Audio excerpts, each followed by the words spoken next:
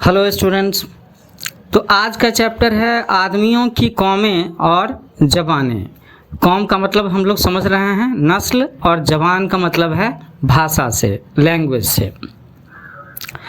तो चिट्ठी के इस सेक्शन में जवाहरलाल नेहरू अपनी बिटिया इंदिरा गांधी को ये बताने की कोशिश करते हैं कि दुनिया में लोगों की जो अलग अलग तरह की नस्लें हैं और उनकी भाषाएं अलग अलग क्यों हैं, ऐसा क्यों है। तो हम ये नहीं कह सकते कि दुनिया के किस हिस्से में पहला आदमी पैदा हुए, कोई नहीं बता सकता जब तक पूरी तरह से इसकी खोज ना हो जाए।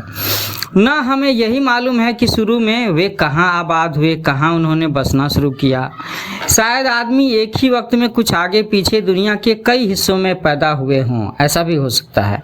हाँ, इसमें ज़्यादा संदेह नहीं है, क्योंकि ज्यों-ज्यों बर्फ़ के ज़माने में, आइस एज में, बड़े बड़े बर्फीले पहाड़ पिघलते और उत्तर की ओर हटते जाते थे, आदमी ज़्यादा गर्म हिस्सों में आते जाते थे।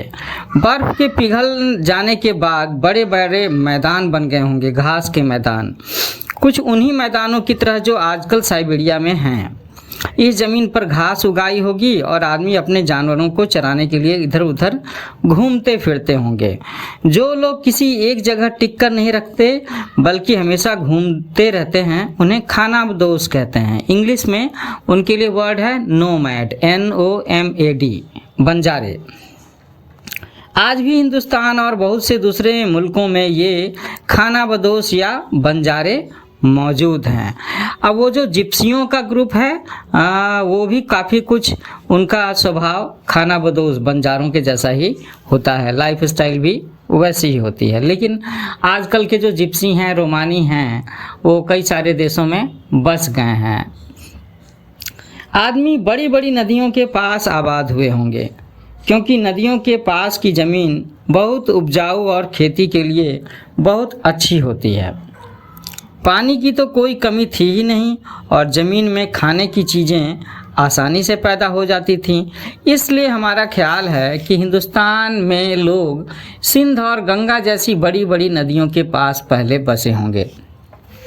उसी तरीके से मेसोपोटामिया में दजला और फरात के पास, मिस्र में नील नदी के पास और चीन में भी कुछ ऐसा ही हुआ होगा।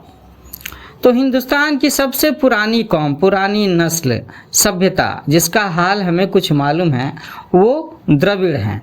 उसके बाद हम जैसा आगे देखेंगे कि आर्य आए और पूर्व में मंगोल जाति के लोग आए। आजकल भी दक्षिणी हिंदुस्तान के आदमियों में बहुत से द्रविड़ों की संतानें हैं। वे उत्तर के आदमियों से ज़्यादा काले और सांवले होते हैं, इसीलिए कि शायद द्रविड़ लोग हिंदुस्तान में और ज़्यादा दिनों से रह रहे हैं।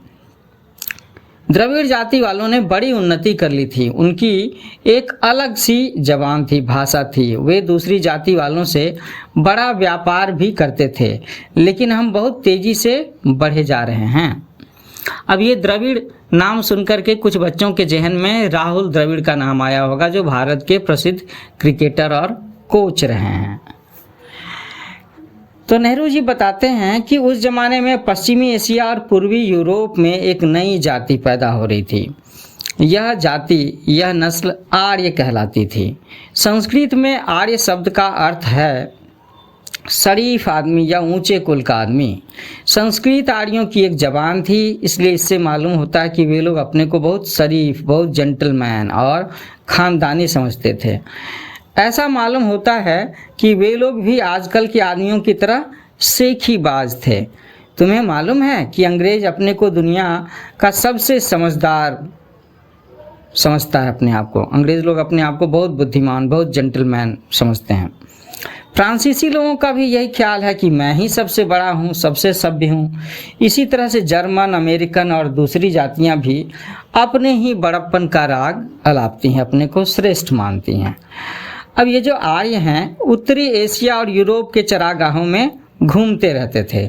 लेकिन जब उनकी आबादी बढ़ गई और पानी और चारे की कमी हो गई, तो उन सब के लिए खाना मिलना मुश्किल हो गया। इसलिए वे खाने की तलाश में दुनिया के दूसरे हिस्सों में जाने के लिए मजबूर हुए। एक तरफ तो वे सारे यूरोप में फैल गए और दूसरी तरफ हिंदुस्तान, ईरान और मेसोपोटामिया में आ पहुँचे।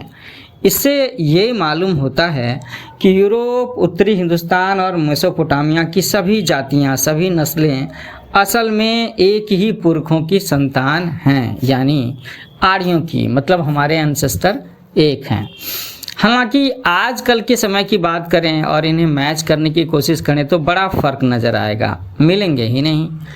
तो यह तो मालूम ही हुई बात है कि इधर बहुत ज़माना गुजर गया और तब से बड़ी बड़ी तब्दीलियाँ, चेंजेस हो गई और कौम में ये जातियाँ आपस में बहुत कुछ घुल मिल गईं।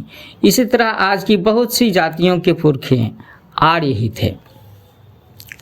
दुनिया में दूसरी बड़ी जाति मंगोल है। यह सारे पूर्वी एशिया अर्थात चीन, जापान, तिब्बत और थाईलैंड और बर्मा में फैली हुई हैं। उन्हें कभी कभी पीली जाति भी कहते हैं क्योंकि उनके गालों की हड्डियां ऊंची और आँखें छोटी होती हैं। अफ्रीका और कुछ दूसरी जगहों के आदमी हबशी हैं। वे न आर्य हैं न मंगोल, लेकिन उनका रंग बहुत काला होता है। अरब और फ़िलिस्तीन की जातियाँ, अरबी और यहूदी एक दूसरी ही जाति से पैदा हुईं। ये सभी जातियाँ हजारों साल के दौरान बहुत सी छोटी छोटी जातियों में बट गई हैं और कुछ बिल्कुल मिलजुल गई हैं, मगर हम उनकी तरफ ध्यान नहीं देंगे। भिन्न भिन्न जातियों को पहचानने का एक अच्छा और दिलचस्प तरीका उनकी ज़बान को, उनकी भाषा को पढ़ना है। शुरू में हर एक जाति की एक अलग ज़बान थी, लेकिन ज्यों-ज्यों दिन गुजरते गए उस एक ज़बान से बहुत सी ज़बान, है ना, बहुत सारी ब्रांचेज निकलती गईं। लेकिन ये सब ज़बानें एक ही माँ की बेटियाँ हैं। जैसा कि हम लोग भारत में जो बहुत सारी भाषाएं हैं, बांग्ला, तेलुगु, कन्नड़, है ना, हिंदी, इनके बारे में क्या कहते हैं कि ये सब के सब हिंदी से निकली हुई हैं। हिंदी से नहीं, संस्कृत से निकली हुई हैं। तो सब जवानों की एक ही माँ हुआ करती होंगी। हमें उन जवानों के बहुत से शब्द एक से ही मिलते हैं और इससे मालूम होता है कि इन शब्दों का आपस में कोई गहरा नाता है, जैसे कि एक दूसरे की रिश्तेदार हों, दूर के रिश्तेदार। जब आर्य एशिया और यूरोप में फैल गए तो उनका आपस में मेलजोल न रहा। अब उस ज़माने में न रेलगाड़ियाँ थीं, न तार, न डाक, यहाँ तक कि लिखी किताबें तक भी नहीं थी। इसलिए आर्यों का हर एक हिस्सा एक ही ज़बान को अपने अपने ढंग से बोलता था और कुछ दिनों के बाद ये असली ज़बान से या आर्य देशों की दूसरी बहनों से बिल्कुल अलग हो गई। तो ये सबब है कि आज दुनिया में इतनी ज़बानें, इतनी भाषाएं मौजूद हैं।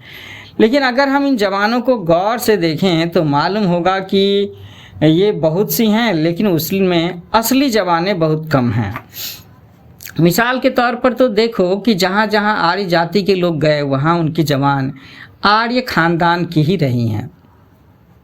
संस्कृत, लैटिन, यूनानी, अंग्रेजी, फ्रांसीसी, जर्मन, इटालियन और कई सारी दूसरी ज़बानें सब के सब आपस में बहनें सी लगती हैं और आर्य ख़ानदान की ही हैं। हमारी हिंदुस्तानी ज़बानों में भी जैसे हिंदी, उर्दू, बंगला, मराठी, गुजराती सब संस्कृत की ही संतान हैं और आर्य परिवार में शामिल हैं। ज़बान का दूसरा बड़ा ख़ानदान चीनी है।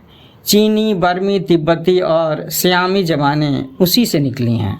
तीसरा ख़ानदान शेष ज़बान का है जिसमें अरबी और इब्रानी ज़बानें निकली हैं। कुछ ज़बानें जैसे कि तुर्की, जापानी इनमें से किसी वंश की नहीं हैं। दक्षिणी हिंदुस्तान की कुछ ज़बानें जैसे कि तमिल, तेलुगु, मलयालम और कन्नड़ भी उन्हीं ख़ानदानों में नहीं हैं। ये चारों द्रविड़ ख़ानदान की हैं और बहुत पुरानी हैं। अगले चैप्टर में हम लोग पढ़ेंगे कि इन लैंग्वेजेस का आपस में कोई रिश्ता है क्या और कैसे है। तो स्टूडेंट्स, मेरा चैनल न्यू एज कोचिंग, इसे आप लाइक करो, शेयर करो, अपने कमेंट ज़रूर लिखना और सब्सक्राइब भी ज़रूर करो बेल आइकन के साथ में। दोस्तों को भी बताना। मैं आपके लिए काफ़ी सारी दिलचस्प जानकारियाँ लेकर के आऊँगा और आपके स्कूल कॉलेज के चैप्टर्स भी। जल्दी मिलते हैं नए लेक्चर में। Happy learning with new age coaching.